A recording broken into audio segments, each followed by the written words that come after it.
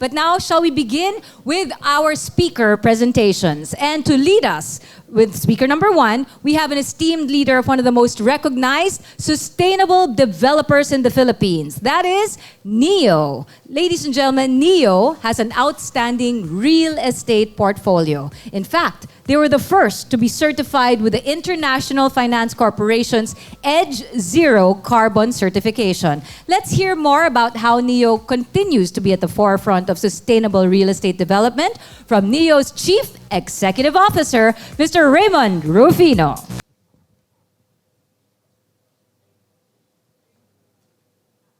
So what have we done? So I think Mayor Joy gave a fantastic keynote speech. But I think the question I want to begin my little talk this morning with is, what have we done? Over the past several years, we've seen major events all across the globe.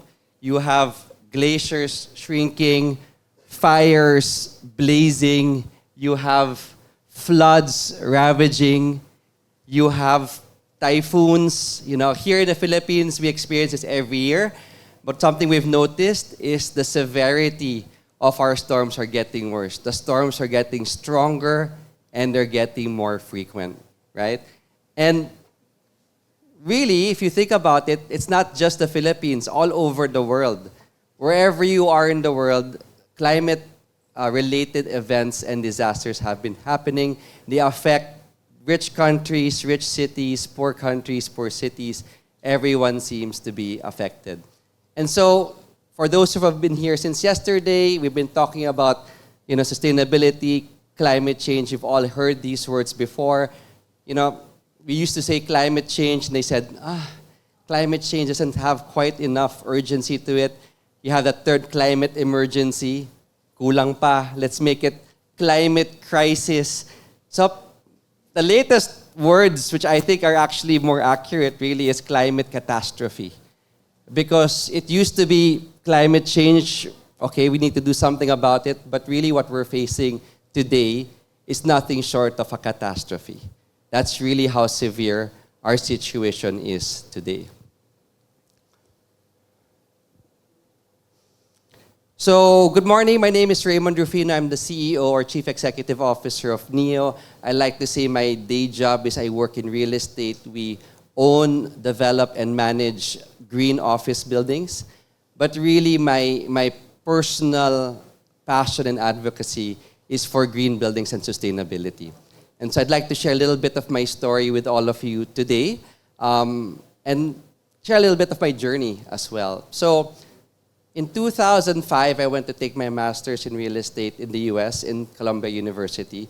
So I get back in 2006, and I remember my dad telling me, Raymond, I spent so much. Diba? Mahal to study in the US, diba? Expensive school, living expenses. Says, I spent so much for your education. So, what will you now bring back from your studies in the US to our business here in the Philippines, which was building office buildings? And I said, Papa, I look at the way that we were taught on development in the US, and one of the things I learned was, we would have these case studies of developing new projects. The professors and the teachers we had would always challenge us and said, you're going to be a developer, you're going to build a building good for 50 years, 75 years. If you are really, really good, maybe your building will last 100 years. Can you imagine the impact that building is going to have on the community, on the city that you're developing in for generations to come? What are you, Mr. Developer, because we were all pretending to be developers, it was a classroom setting. What are you going to do to make sure you mitigate the environmental impact of those projects? And that exercise, and I know many of you are students, and that's why I have so much respect for the professors and the teachers, because they really push you, no? So when I came back, I said, when I look at our real estate business, we're not doing any of this. Our efforts at sustainability back then were, let's do energy conservation, let's do water conservation with faucets that have just a manual, you press it and then it'll close by itself. So let's put timers on the lights. Very, very shallow. So I said, can we as a business really embrace sustainability and make it not just something we do, but something that we are. And very fortunately, my father and his partner at that time said, Raymond, we will fully support you. Let's go and embrace this sustainability direction that you want to do. So it started, baby steps for us. We really had this sort of regular way of doing business, and it took a lot of time, a lot of effort to kind of change the way that we designed, the way that we built, the way that we operated our buildings. One important step along this journey was in 2007. I also met a group of people,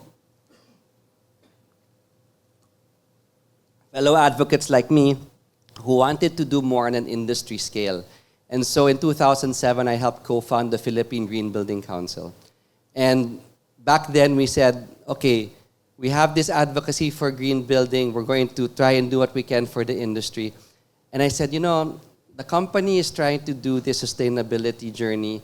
I'm starting this Philippine Green Building Council. I said, this is a really, really powerful opportunity for us to leverage our business and work with other people to really try to see if we can, push this across the industry. Back then, it was a very difficult conversation. I know many of you now, when you go around, you see all of these buildings with nice green certifications, and you hear about all of these green buildings. Back then, it was a very difficult conversation. It was not on the agenda. Developers and builders back then, they said, Raymond, why would we want to do this? My priorities: build my project on time, build my project on budget, build my project with good quality. I don't care about the environment, sustainability, di yan importante. The important thing is to deliver on these other things. That was the priority. Sustainability, green was not even on the list of things to consider. And yet, I knew that was something that had to change. Could not be. Because I saw in the US that this is the direction people were taking. We in the industry had to change. We had to really move the way that we used to do things and really transform our businesses and transform the industry. And fast forward to today, we have 7 office buildings in BGC. When I joined the company in 2006, we had 2 buildings and doing construction on 2 more. Now we have 7 office buildings in BGC. They are green buildings. And when I say, I've been talking about green buildings and sustainability for a long time. So people always ask, what does it really mean to be green? So I tried to break it down this way so that it becomes easier to understand. I think there are 3 key aspects to a green building. The first is health and wellness, because green buildings are not only good for the environment, they're good for the people that live, work, and play in these buildings. And so green buildings should be good for people. They should enhance your health, make you more well, right? Second, green buildings need to be net zero or work toward net zero. A lot of those climate-related events you saw are directly caused by greenhouse gas emissions. Well, guess what? 40% of those greenhouse gas emissions come from the real estate sector. Therefore, if I'm in real estate, I am part of the 40%. That is the problem. So buildings and construction really need to change. And so decarbonization, or reducing the carbon impact of the real estate sector and construction sector, is so important. If you can help reduce 40% of the problem, you are really making an impact, right? And lastly, which is so important these days, is resilience. A lot of people used to think, green building, environmental impact lang. Today, resilience is such a key aspect of sustainability. You cannot talk about sustainability if your building is not able to withstand the shocks and hazards that are present today. What's the point of doing a green building if on the next earthquake or the next typhoon it collapses and it's gone, right? So let's talk a little bit more about net zero. I really believe decarbonization is probably the biggest challenge facing the real estate sector. The way to get there is to get all of our buildings to become net zero, right? And so the journey to net zero really begins with sourcing your power through renewable energy. So 10 years ago, 2013, something big happened in the landscape of power in the Philippines. Open access happened, and for the first time, companies and buildings could choose who would be their power provider. Dati, Meralco lang yan. Wala kang choice. All of a sudden, with open access, you can now choose where your power comes from. We were the first real estate group to say, we want to source all of our power through renewable energy. So we partnered with Aboitiz Power, and today all 7 of our buildings are powered with a purchase power contract for geothermal energy from the Macban Geothermal Power Plant. This is a picture. I've been to that power plant, amazing facility. And really, the key step in order for the net zero transition to happen is we need to have renewable energy supply, right? Because if you don't have renewable energy, you're never going to get there, right? And thankfully, the Philippines is now on a very good trajectory in building out much more renewable energy supply. And I think Jaime will talk a little bit more about that later as well in today's session. So renewable energy is critical in that direction, all right? So I'm not going to go through this in too much detail, but we are big believers in certifications and ratings. Why? Because if you look at the world today, every single group, not just in real estate, but every single company wants to market themselves as green. Diba? Everyone wants to say green. Who wants to be accused of not being green? Diba? Everyone wants to be green. In the real estate sector, everyone wants to say, my building is green, my building is sustainable, my project is good for the environment and good for the people. Diba? Sarap pakinggan, diba? It sounds really good. So from a marketing aspect, everyone wants to do it. Unfortunately, not everyone does what they say. Not everyone is able to do the actions or make the real commitments that the marketing, claims. Consistent with the marketing claims. So, if we want to avoid what we call greenwashing, which is again using sustainability as marketing but not really delivering on the actions or the results, we need to have certifications and ratings. So what we've done over the past several years at NEO is we've focused, I talked about those 3 buckets, right? Health and wellness, net zero, resilience.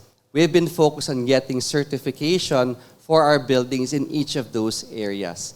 And so, for health and well-being, we were able to get the WELL Health and Safety rating. We're going to be applying for full WELL certification soon.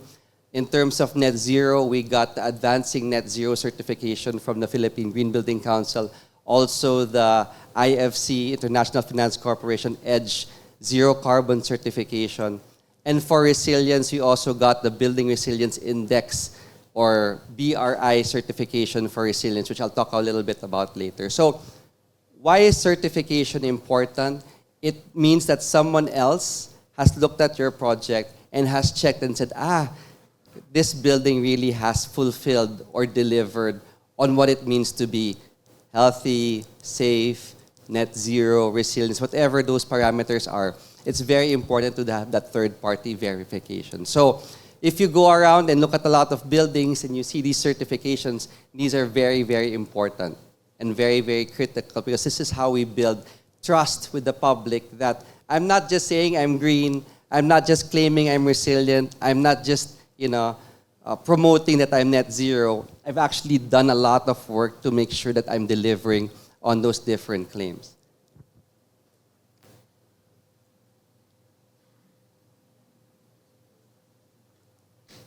Also, 10 years ago, we did something interesting, another story. So, we really wanted to promote electric vehicles in the Philippines. So, in 2013, we installed the first ever EV charging station in an office building. This is what it looks like. It was a partnership with Meralco. But guess what happened? 10 years ago. Can you imagine? If I asked you 10 years ago, ilan kaya yung nagpa-park, nagcha-charge sa EV charging station namin? Wala. So the story goes, we believe we wanted to promote electric vehicles. We wanted to do our share and say, if infrastructure, charging infrastructure is the challenge, let's take a step and try to start and put infrastructure and hopefully encourage it. But we were too early. We were too early. There were no electric vehicles being sold in the market. There was really no EV adoption to speak of 10 years ago, except if you had a golf cart or a electric bike, diba? But fast forward to today, the landscape has changed. How many people have heard of the latest models? Brands you've never heard before. BYD, Tesla, Hongqi, diba? These are all Chinese and all electric vehicle brands which are now coming to the Philippines.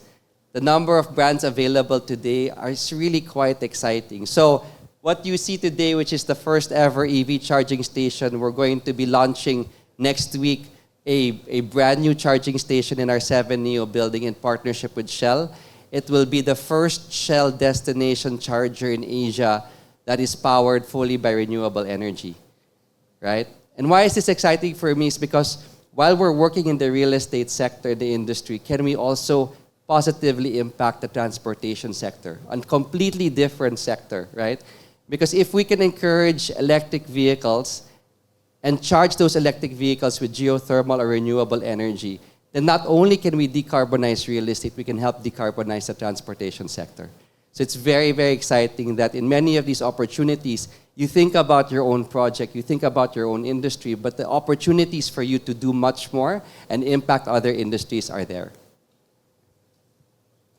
So I spoke a little bit about BRI very briefly, as I have to keep on time. For the first time in the history of the real estate sector, there was a rating system created to rate the resilience of buildings. It's called the Building Resilience Index. It's a project of the International Finance Corporation. And before, if you wanted to know if a building was resilient or not, you just had no way to know.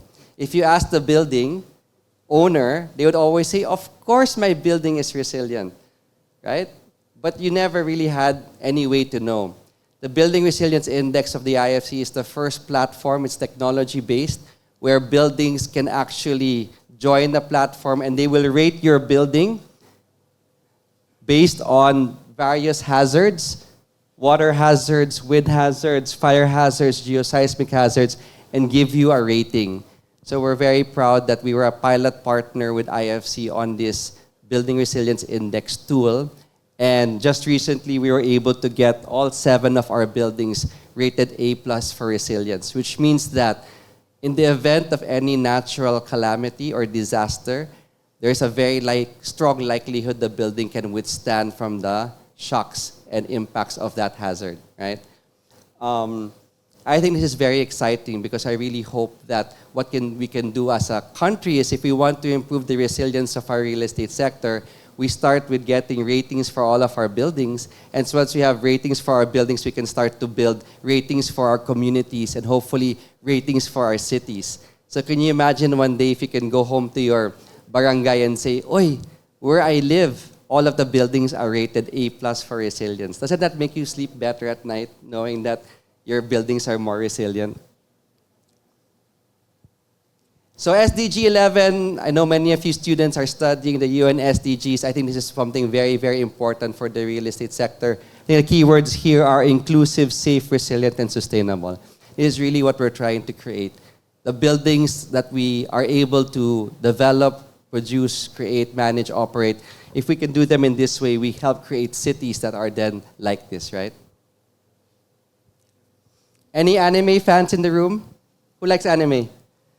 Okay, so I don't know if you recognize this scene. It's from an anime called The 7 Deadly Sins. And I thought it would be pretty cool to show it here. I love this because when you think about the climate catastrophe, right? It's very, very easy to feel like you're facing an impossible foe, right?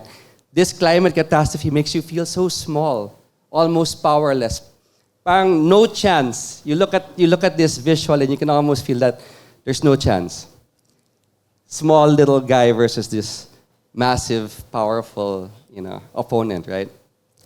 And that creates a lot of fear. I know many of you are young students or young professionals or people about to join the industry.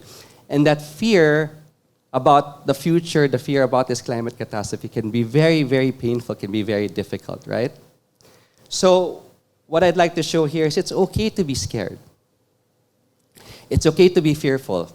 It's okay to be worried. It's okay to be concerned. But tomorrow you have to take action. So the fear should inspire you to make change, to do good, to take action, not paralyze you into inaction, right? It's very, very sad for me when I talk to a lot of young people and they're hopeless. My own kids tell me sometimes, Papa, do I have hope for the future? What kind of world will I live in when all of this climate catastrophe is happening, diba? It's very, very disappointing. It's very, very disheartening when you have young people without any hope. So I say it's okay. It's okay to be scared. It's okay to be worried. It's okay to be fearful. But take action. Don't let it paralyze you. Don't let it affect you. Let it inspire you. Let it challenge you. Because if you don't take action, nothing is going to change, right? And change is what we need because there's no planet B. Mabuti sana if Mars was an option or the moon was an option. We can say, okay lang, lipat na lang tayo. There's no planet B. We only have one planet Earth, right? And inaction is not going to be able to save our planet. Action is what is required. And so together, I hope we can all collaborate and partner because, again, it's not really just individual action I'm talking about, but really partnership, network action, where we all come together to really see what we can do. And so my question as I end today's little talk is, what will you do, right? Many of the speakers this morning, we've heard them yesterday, we're all doing something. We're all in different industries, different companies. We're all trying to do what we can. But for you, the students, the young professionals, the audience here, what will you do? What's your action, right? And what I'd like you to think about is more than just what you will do individually, is I really want you to think, what can you do with organizations, with companies, with businesses, with industries, so that we can magnify our action. Because individual actions are important, but I've grown to learn that they're not enough. The reason why I'm active at the Philippine Green Building Council and active at the business is because I want to leverage and I want to amplify the impact we can make. And I want you all to think about actions and commitments you can do today so we can together amplify and keep our planet safe and healthy for future generations. Thank you. Raymond Rufino, ladies and gentlemen, again, the CEO of NEO. Thank you for that. I felt that last part, especially when we're talking about our kids. You know, even my kids are like saying, Mama, I don't have kids. I don't have children. Because what's the future? What's the planet? It's really a wake-up call. But before we let Raymond go, I do have a question, like I said, a quick question before we have our panel discussion at the end. You brought the example, thank you, of the now and then scenarios. How far you've gone and how far we have yet to go. And I like your personal story on how your own papa was saying, what do you bring back from your studies? And thank you for sharing what it was. But I'm laying down what it'll be like this morning. The real estate industry is well represented this morning alone. And so I ask you, Raymond, what about in the local setting? Yeah. Have you been seeing examples from other, I mean, at the end of the day, competition, call it that, Yes. but you are all part of the real estate industry. And guess what? Whatever sustainable effort there is a win-win situation, right? So any examples that inspire you from the local scene? Absolutely. I think it's good to remember that if you think about green buildings, let me ask you, what is the greenest building you can think of? What comes to mind? Greenest building in the Philippines, what comes to mind? Anong drawing? What's that? Why are Bahay you Kubo. Bahay Diba? Kubo. There, Bahay is that Kubo. it? Okay, Because they were all just doing it. So we have a history as a people of actually being green and sustainable. nandun na yan. The Bahay Kubo is one of the greenest, most sustainable structures you can find. The Bahay Kubo house, diba? So we have that in our culture, in our history. The challenge is that over time, we kind of forgot a lot of those things, diba? We kind of forgot a lot about some of these basic things. And yet, so yes, there are a lot of buildings that have been built and we could use a lot of improvement. But going to Isa's point, I'm very, very excited with what's happening in our sector now. You have a lot of companies, not just us, but companies like Arthaland. If you look at the kind of buildings we've been designing and building for the past several years, some of these buildings are not just good performers for the Philippines. They are good performers on a global scale, right? Let's just talk about net zero. You have net zero buildings in the Philippines, while certain cities in Europe and the US don't even have one. Tayo meron na. So we have to be proud of the progress we're making. There's a lot of exciting examples of really green and sustainable projects here in the Philippines. Government is also doing its share. I don't know if any of you have been to the LLDA building, which is one of the first BERDE certified government buildings. Beautiful green building. A lot of green strategies there. So there are a lot of local examples. And really the message is, kaya natin to locally. Doing green sustainable buildings is not just for countries like the US, not just for European countries. It's also for us here in the Philippines. We can do it. We can make our new buildings greener. We can make our existing and older buildings greener as well. That's really important. The existing older buildings need a lot of work, and I think we can do a lot in that area. Thank you. We're going to see him again for the panel discussion. Raymond Rufino, ladies and gentlemen, from NEO.